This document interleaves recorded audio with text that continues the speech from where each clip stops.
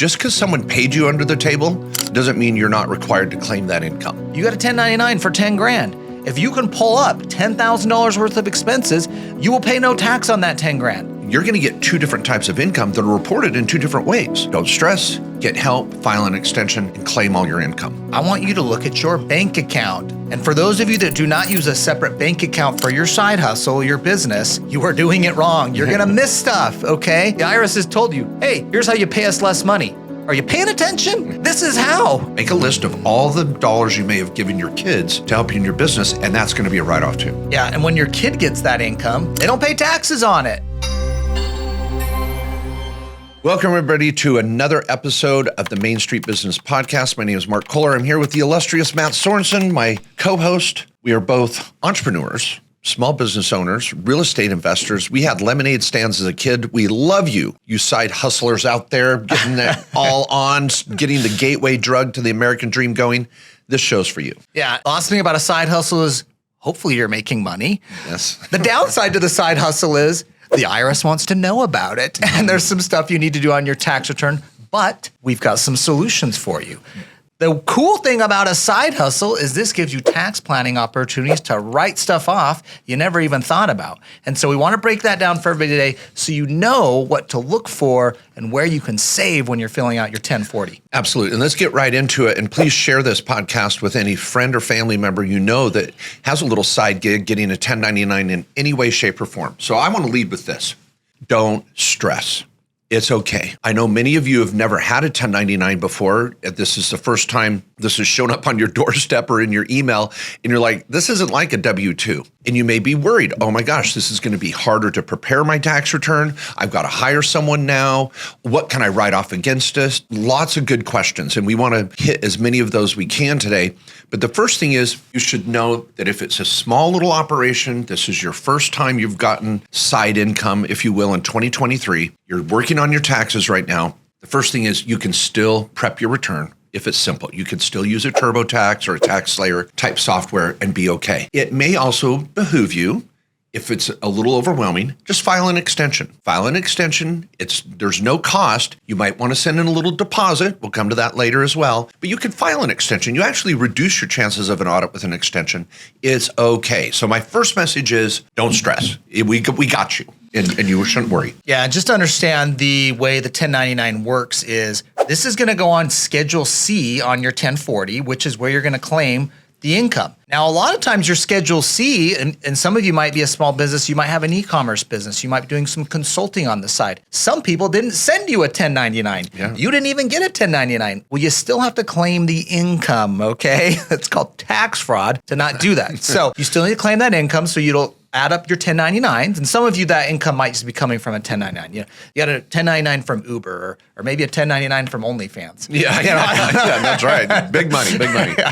So, but then some of you, of course, you're dealing with customers and stuff that don't 1099 you. You still got to claim that. And so this is the income line. That's, I think, all we got to say about income here, at least of what you got to gather that on the income side. But where the fun is and where the savings are is over here on the expense side and some of the strategies that you can implement and how to capture this income. And because there's some options. Do I use an entity or not? Should I have had an LLC? Does an LLC save me taxes? What about this S Corp I've heard about? We'll hit that too, of course. Yeah, there's a lot to say here. So you're not going to stress. And I like what Matt said too. Just because someone paid you under the table doesn't mean you're not required to claim that income. And I've been at food truck festivals where they're like, well, I don't have to claim my first $600. No, you do. Yes, you do. You still have to claim that. That's not true. It's just they don't have to send you a 1099. There's a difference. The 1099 rule is on the person sending it, not the person getting the money. So I hate to break that bad news to you. If you get audited and the IRS figures out that you actually were paid more money that didn't come on a 1099, you're in trouble. So claim all your income. Next point. 1099s can look different. There might be a 1099 NEC. There might be a 1099 MIS, a 1099 INTs. There's all these different types of 1099s. If that's starting to happen, again, this is a good time to file an extension, get a little help and support. Now, I still want you to write down all the expenses and listen to the rest of the show because you got to help yourself. It's just not going to magically happen at an accounting office. They're going to extract all these write-offs, but they are going to help you put them in the right area. For example, an NIL athlete, you might have a 1099 miss for the name, image, and likeness, but then you might also have a 1099 NEC because you showed up at a car dealership on a Saturday and shot a basketball while they were having their party. So you're going to get two different types of income that are reported in two different ways. Again, don't stress, get help, file an extension, and claim all your income. All right. Do we have to have an entity to do all this? Did we screw up? We're looking back at 2023. Yeah. I mean, I don't want this to sound negative, but what's happened in 23 is already done. Okay.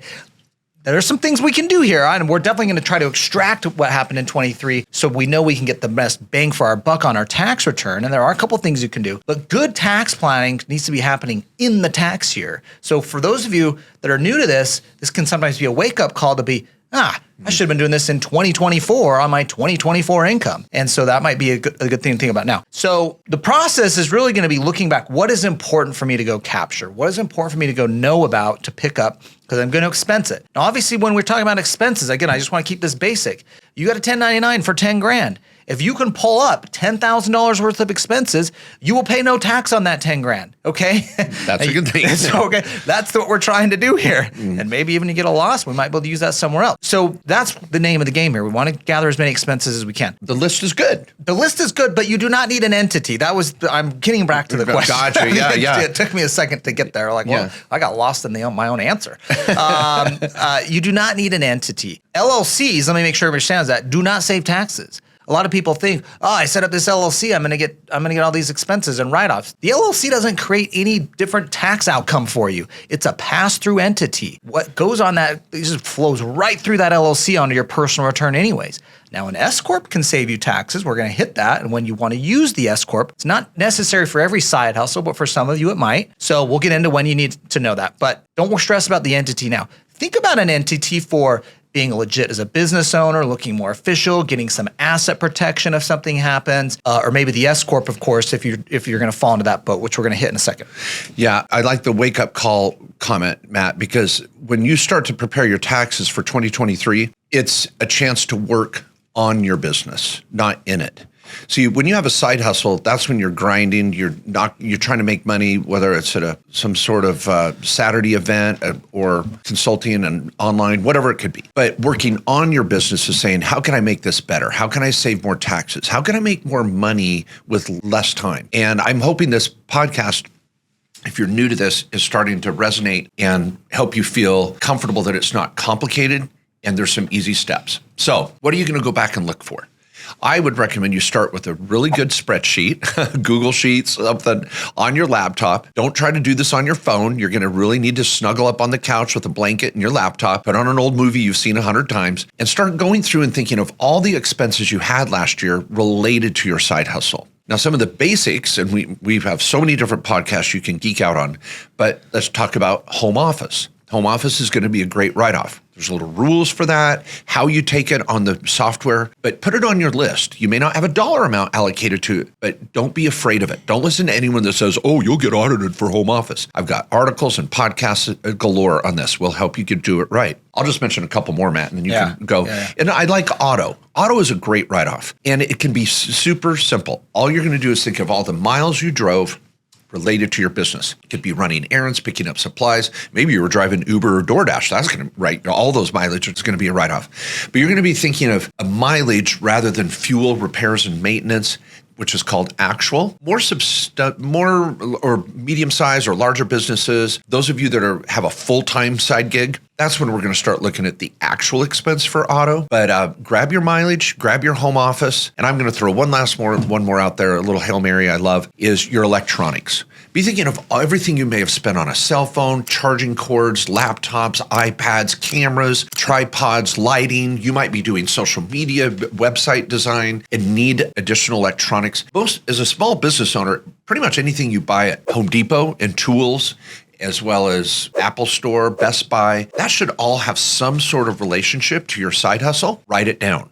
So that's what you're putting on this Excel spreadsheet. Any expense you can think of. Start combing through credit card statements, your bank statements, receipts, anything you have laying around, or just your memory, ballpark it and get it written down. But those are the first three that come to mind to me. Yeah, and one of the things I think that's important as you're doing this is I want you to look at your bank account And for those of you that do not use a separate bank account for your side hustle, your business, you are doing it wrong. You're going to miss stuff, okay? You don't have a bookkeeper. You don't have an accounting and finance department tracking every dollar that's spent. You are going to miss expenses. Now, there's a couple of things that are write-offs that aren't in the bank account. And Mark mentioned some of those. These are ones you got to think about because it's not in your bank statements, even if you're going through every line item in your personal bank account because you didn't separate this stuff. First was home office. I mean, there's a simple method of the home office that many people, particularly people with a side hustle, take. Doesn't matter what's in your bank statements, okay? Also, auto, you talked about. Most people are going to do mileage. Nothing you need to track in your bank statements on that. You just need to track the miles itself. Let me make sure everybody understands auto, because this is a big one for any of you new small business owners or somebody doing this for the first time. I want to make sure you understand how powerful this is. Just think of the real estate agent,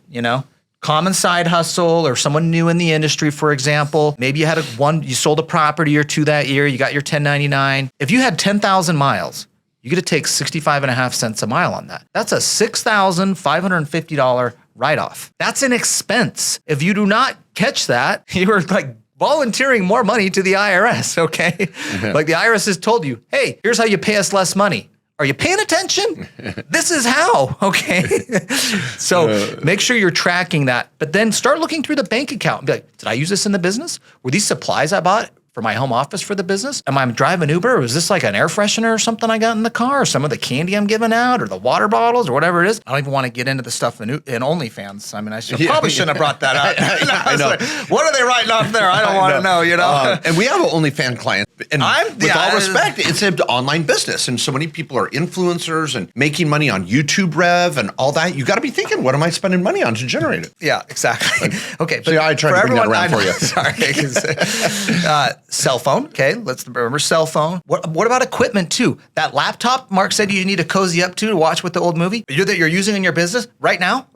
That's to right. track this stuff? Yep. That's right off. Okay. And so start thinking of things in your business. Now, everybody's industry is a little different. When Mark was going through college and stuff, he had a commercial cleaning business. Yeah. Oh, no. Okay. I don't know where this is going. Keep going. I did. Well, we didn't have OnlyFans back then. Yeah. Okay. So he's got the commercial cleaning business. And so there's materials, there's supplies, there's the mops and the vacuum and stuff. Okay. That's unique, of course, to that business, And so every business is a little different on the things that you're going to need. I didn't even know. I had this little marketing business that I would go, in gas stations, they would have these little signs at the top of the gas stations where you could put advertising. Now they got TVs and screens, but this is back in the day. I would drive around, and this is a little side hustle I had. I was a freaking attorney. I was like a prosecutor, and I was doing this side hustle. And I'd put these little display things on top of the gas things, and I got paid on how many I did, and I, of course, tried to bang them out. I had a ton of mileage. Okay. I also had these little fasteners that I had to buy because the stuff they gave me didn't work. That's an expense. These little fasteners I was using to put that thing on. So everybody's got these little things in your business that are going to be unique. They might not hit our list here, but just really think about that stuff you're using and spending money on.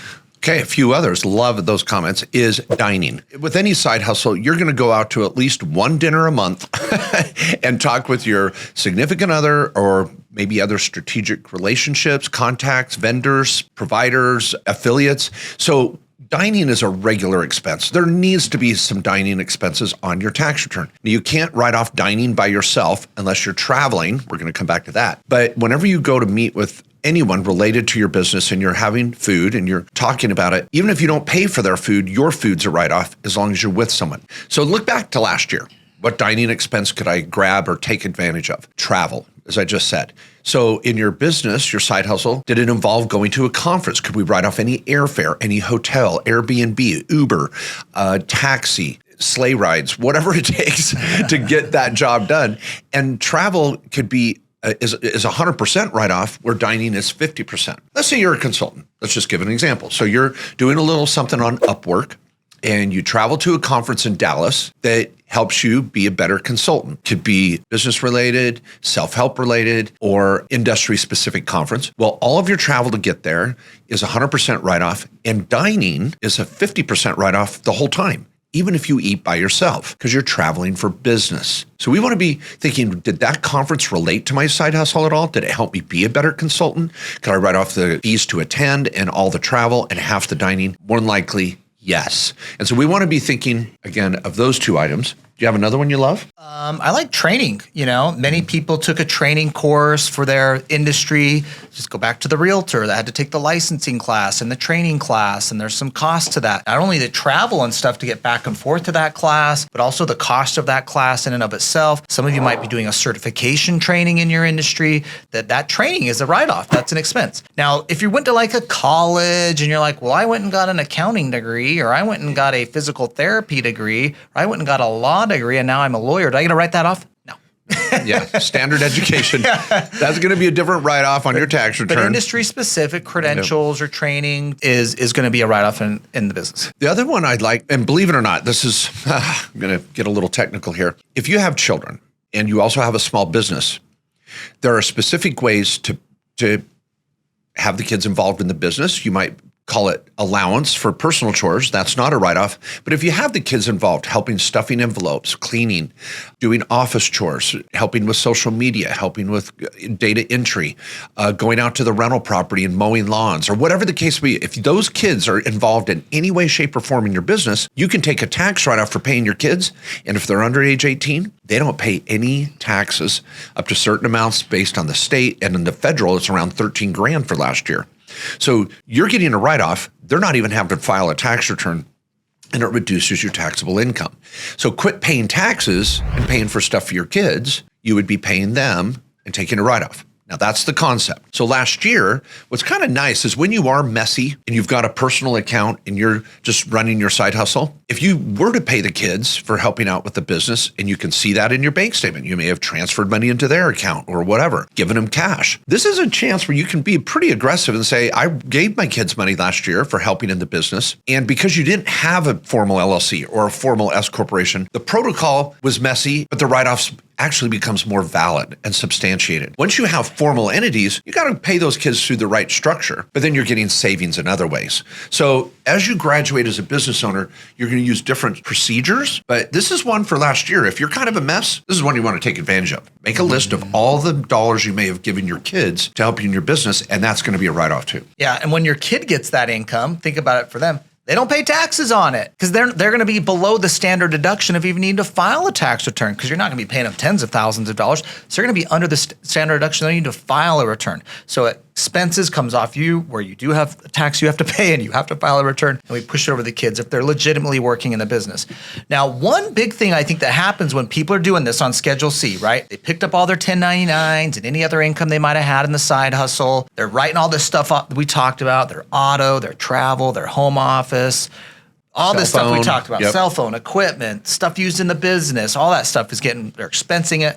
And then they get down to it and they're like, wait a second, what is this self-employment tax? This is even before I pay my income tax. I've got to pay 15.3%. When you get a W-2, what happens when you get a W-2 is 7.65% is coming off of your paycheck and going into Medicare and Social Security. And you see that on your paycheck, right? And you want to say, what the F? Yeah. And you do. And it's called FICA. Yeah. You're like, what the FICA? But you know what your employer's doing that you don't see? They're also paying in 7.65%. It's just not coming out of your pay. The employer is paying that. It's a cost for them because they have to pay into the Medicare and Social Security system too. Now, when you're self-employed, guess what? You get to do both.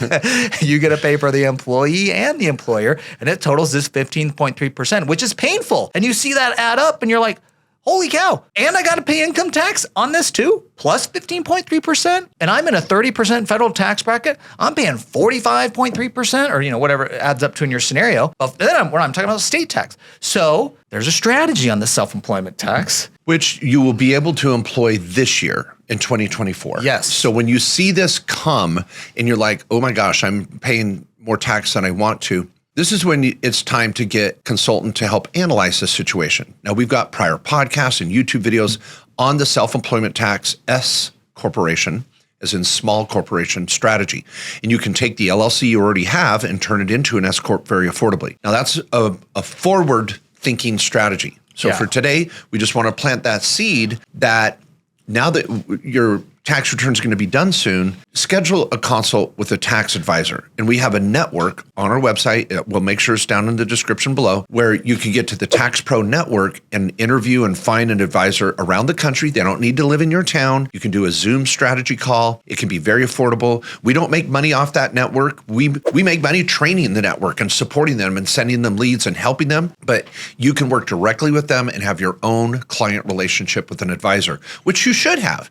You have a relationship with a dentist, a doctor, an insurance agent, even the guy at Geico or Jake at State Farm is down in a cube somewhere helping you. Have a tax advisor doing the same thing. Now that you have a side hustle, it might be time to quit doing your own tax return. So let's muddle through it. Let's dig up every write-off we can for last year and then start moving forward with a better plan.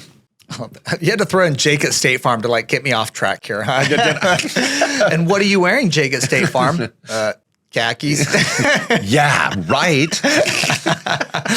That was a great commercial. gosh, Good job, State Farm. Now, here's why the S Corp matters. And I just want to make sure everybody understood what we were saying there. Using an S Corporation or an LLC tax as an S Corporation, you can minimize this self-employment tax. We can reduce how much self-employment tax you have to pay because the S Corp has a strategy built into it that we implement with our clients every day. Every small business owner client of ours, I have an S Corp, Mark has an S Corp, are using this strategy to minimize that little tax, self-employment tax, that again is even before we get to paying income tax at whatever tax bracket you fall into. But it takes the S Corp. We can't go back in time and set that up, but we can do this moving forward. So if that self-employment tax line was a little painful for you, we want you to be thinking about doing the S Corporation. Now, our law firm sets those up too. We help clients set up entities across the country. At KQS Lawyers, the Tax Pro Network is where you can get a lot of the tax advice and planning, get help on this dang Schedule C on your tax returns that you need to get doing, get help with some tax analysis. So that is the S Corp, and we've got other shows and episodes on that. Each one of these strategies we've talked about here, by the way, we're just giving rapid fire. We have a whole podcast on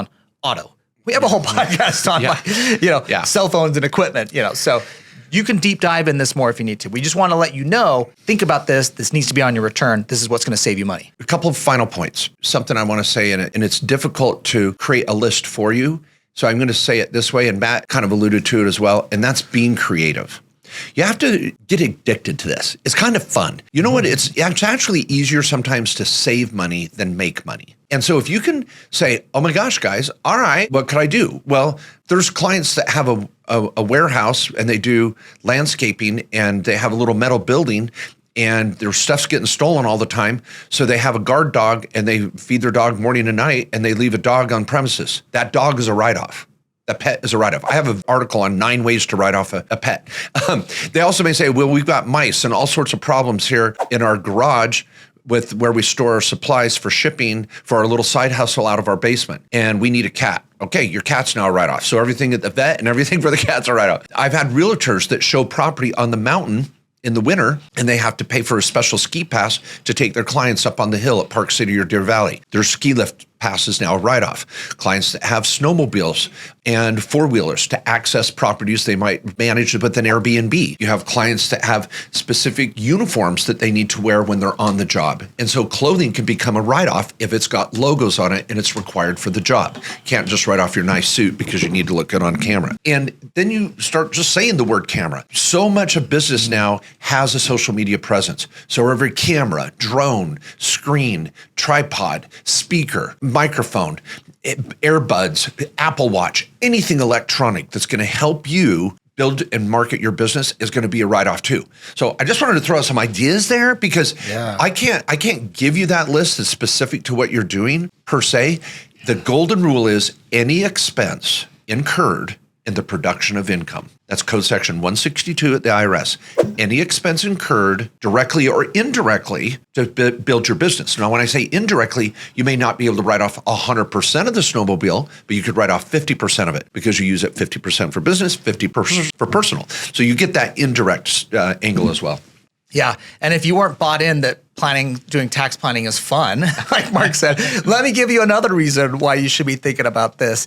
This is a Dave Ramsey quote. Every once in a while, that guy hits gold. I don't agree with everything, but every once in a while, he has some gold. Okay, this is what he said. The fastest way to get wealthy is to get control of your income. It's about controlling who gets your income. Guys, as a small business owner, do you know what the number one expense of anybody making money as a successful small business owner, side hustle, big business is? Taxes. This is how we get control of it. You're going to send this to me. Yeah, this is how we get control of it, is by doing good tax planning. Good tax planning here is going to minimize what goes to the IRS and what gets to stay in your pocket. That is how you build wealth. Well, I just text that to myself. I'm going to post that on my social media this afternoon. Love Dave Ramsey. He says so many good things. So my final point after this, after talking about creativity, is please get engaged in the process. This, I like what Matt said. I think the wake-up call. I think I said earlier, gateway drug. If you want to build wealth, you want to get out of debt, you don't want to be married to always working for someone else. Let's have that side hustle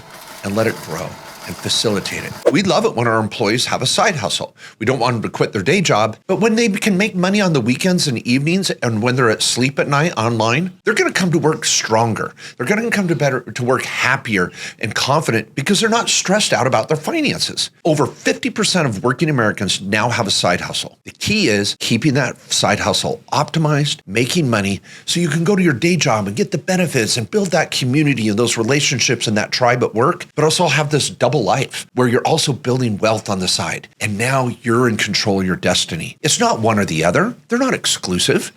Let's embrace both of them and find that American dream that fits us. Someday that side hustle may turn into a main hustle. You don't know. But if you don't try, and you know what? You're going to make mistakes. You're going to be stressed out at times. But you know what? Taking action is always better than taking no action. All right, let me hit one other thing that you can do right now. Now, before April 15th, you can still make your IRA contributions. So if you're catching this early and you're one of our faithful listeners, or you caught this early, you can still make your IRA contribution. That's $6,500 for 2023 that you can do up until April 15th of 2024. Obviously, you can make your 2024 contribution. That amount goes up to $7,000. But for any of you self-employed that got this 1099 and now you're dealing on Schedule C, if you made good money and you're like, I'm looking for more write-offs, you can set up what's called a solo 401k and still make 2023 contributions. If this is something that might interest you, what I would recommend highly is extending your April 15th return up until October 15th. Yep. You're a sole proprietor going on Schedule C. This is going to give you more time and you can make that solo K contribution up until October 15th that saves you on taxes 9 months ago back in 2023. And you can still have a 401k at work and you still can do an IRA. Yes. So you can do all three. And the max you can put in this solo K is $69,000. Okay, 10 times what you can put into an IRA. We're not just talking about $6,500. We're talking about you've made some good money in this business. You're like, dang, I'm getting hammered on this. Let's think of the solo K. We set these up in our law firm, KQS Lawyers, and handle the accounts over at our company, Directed IRA and Directed Trust Company. So we're doing this every day. Every day we're setting up a solo K for a client. And we have the health savings account contribution. That is up until this coming Monday, the 15th at midnight. So if you want to contribute to an HSA at the same time you're opening up your IRA online, you can check the box and say, I need to get my health savings account going. You had to have had a high deductible plan last year. Look at the rules. We've got podcasts on that as well. And really, I mean, there's so much still. You can make some contributions to your kids' education accounts, the Coverdales before the 15th and little things like this. But don't let your professional completely control the process for you. You are the captain of your ship. An accountant, a tax advisor, a lawyer, they all work for you. And you don't have to know exactly how to frame a house, but you know what you want that house to look like. And you can manage the project because you may think they're thinking about you all day long. They're not. They're only going to think about you when you're paying them to think about you. And if all you want them to do is plug numbers in your return, that's all you're going to get. So take the initiative to get a little more engaged. If you found this podcast helpful at all, please know we put a lot of thought into the topics here to help you succeed. We want to keep it tight and to the point. And please continue to follow us. Check us out on YouTube. We've got conferences every quarter somewhere in the country or online at our websites, and all that information's down below. We want to help that Main Street business owner succeed forever. And if you've got an LLC or a corporation, you still got to do your reporting for that to the state and the federal government now. You may have heard about it, the business owner information form to Fincen. We are here for you on that.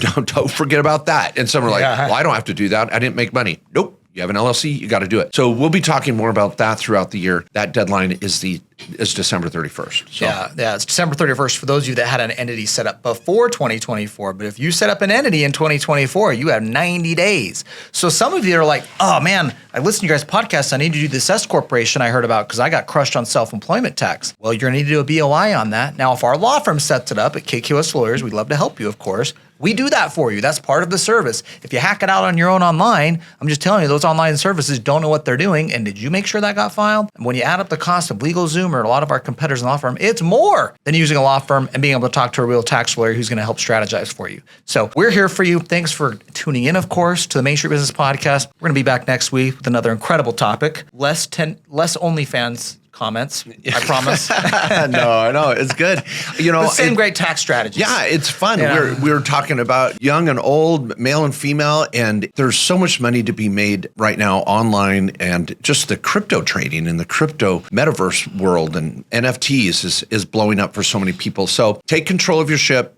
We're going to be here every week or more. Please subscribe and give us a like or a love, and we'll try and do our best to not let you down. Thanks so much.